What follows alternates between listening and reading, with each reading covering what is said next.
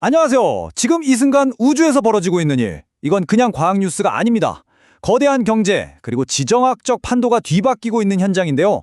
인류의 가장 오랜 꿈이 어떻게 가장 뜨거운 비즈니스가 되었는지 지금부터 그 핵심을 파헤쳐 보겠습니다. 자, 화면에 보이는 이 숫자 좀 보세요. 1조 8천억 달러. 이게 뭐냐면 2035년 우주 경제 규모의 예측치입니다. 네, 맞아요. 새로운 골드러시가 그것도 바로 지구 밖 마지막 남은 미개척지 우주에서 시작된 겁니다. 자, 그럼 대체 어떻게 이렇게 폭발적인 성장이 가능해졌을까요? 핵심은 생각보다 간단합니다. 우주 탐사를 둘러싼 게임의 규칙이 근본부터 완전히 뒤집혔기 때문이에요. 예전처럼 정부가 모든 걸 독점하던 시대는 이제 끝났고요. 지금은 아주 치열한 민간 경쟁의 시대가 열린 거죠. 이 표를 보시면 한눈에 들어오는데요. 왼쪽이 과거의 올드 스페이스, 오른쪽이 바로 지금 뉴 스페이스입니다. 여러 차이가 있지만 가장 중요한 건 바로 저 계약 방식의 변화예요. 예전엔 정부가 비용이 얼마가 들든 우리가 다 대줄게 하는 식이었다면 이젠 이 가격에 맞춰서 해내라는 고정 가격 계약으로 바뀐 거죠.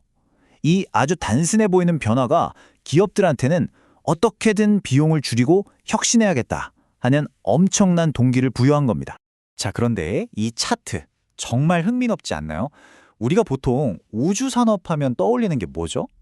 바로 로켓 발사잖아요. 근데 보세요. 그 발사체 시장은 전체에서 고작 2%밖에 안 돼요. 그럼 나머지 98%, 진짜 돈은 다 어디서 나오는 걸까요? 바로 이겁니다. 발사체 시장 자체는 작아 보일 수 있지만 이 발사 비용을 낮추는 게 나머지 98% 시장의 문을 여는 말 그대로 마스터키인 셈이죠. 일단 우주로 가는 비용이 싸져야 위성을 쏘든 탐사를 하든 뭘 하든 할 거 아니겠어요? 이게 바로 뉴스페이스 혁명의 가장 핵심적인 부분입니다. 그리고 이 비용 혁명의 한가운데 이 모든 판도를 바꿔버린 게임 체인저가 있죠. 네, 바로 그 이름 스페이스X입니다. 기존의 상식을 그냥 파괴해버리면서 우주로 가는 비용 장벽을 와르르 무너뜨린 회사죠. 이 두 사진 차이가 확 느껴지시죠? 왼쪽이 나사의 우주왕복선, 오른쪽이 스페이스X의 스타쉽입니다. 한 번 쓰고 버리는 정말 비싼 방식에서 여러 번 재사용이 가능한 거대한 로켓으로.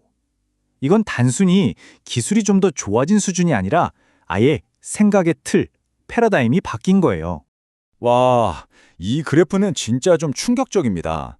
나사가 추정한 바로는 팰컨 9 같은 로켓을 자체적으로 개발했다면 40억 달러가 들었을 거래요. 근데 스페이스X가 실제로 들인 비용은요?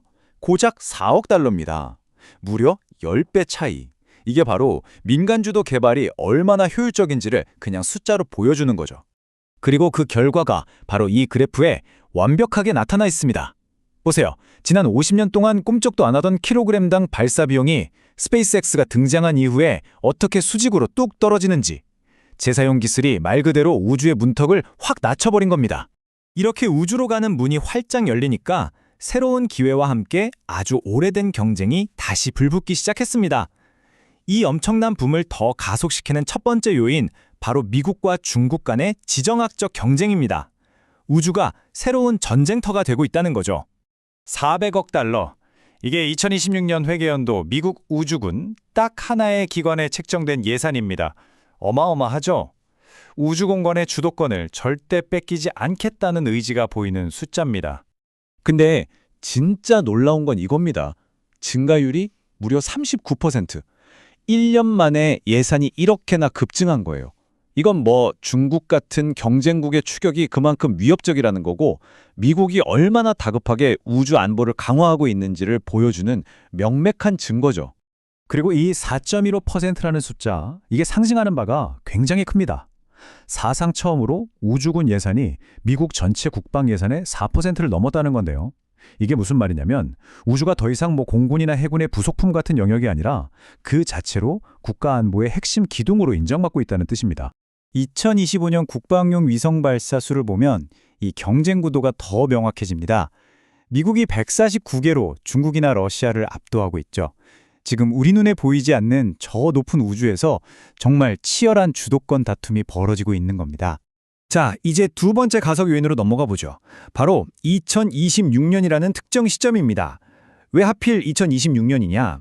이 해에 우주 산업의 판도를 아예 바꿔버릴 만한 중요한 이벤트들이 집중적으로 몰려있기 때문이에요. 말 그대로 티핑 포인트가 될 수 있는 해인 거죠. 타임라인을 한번 쭉 훑어볼까요? 먼저 3, 4월에는 아르테미스 2호 미션이 있어요. 무려 50여 년 만에 인류를 다시 달 궤도로 보내는 역사적인 순간이죠. 그리고 연중 내내 여러 민간 기업들이 앞다퉈 달 착륙에 도전할 거고요. 하지만 시장을 가장 술렁이게 할 이벤트는 아마 이거겠죠. 바로 스페이스X의 기엇 공개, 즉 IPO 가능성입니다. 이 차트의 성장 곡선 좀 보세요. 전형적인 하키스틱이죠. 스페이스X의 기업 가치가 그동안 어떻게 폭발적으로 커왔는지를 보여주는데요. 시장에서는 IPO 규모가 최대 1조 5천억 달러에 달할 수도 있다고 보고 있습니다. 기대감이 정말 최고조에 이른 거죠. 아니 근데 어떻게 이런 엄청난 가치를 인정받을 수 있을까요? 그 핵심 전략이 바로 xAI와의 합병입니다. 이걸 통해 스페이스X는 우리는 그냥 로켓 회사가 아니야 라고 말하는 거예요. 스타링크가 가진 전 지구적 통신망에 AI 기술까지 더해서 미래의 데이터와 인프라를 지배하는 거대 기업이 되겠다는 선언인 거죠. 일종의 전략적 포석입니다. 자, 그런데 이 모든 이야기가 스페이스X 하나에만 국한되는 건 아닙니다. 이 거대한 혁명은 스페이스X라는 주인공을 넘어서 수많은 새로운 기업과 기회들로 가득 찬 하나의 거대한 생태계를 만들어내고 있거든요. 발사 비용이 싸지니까 보세요. 이렇게나 다양한 사업들이 생겨나고 있습니다.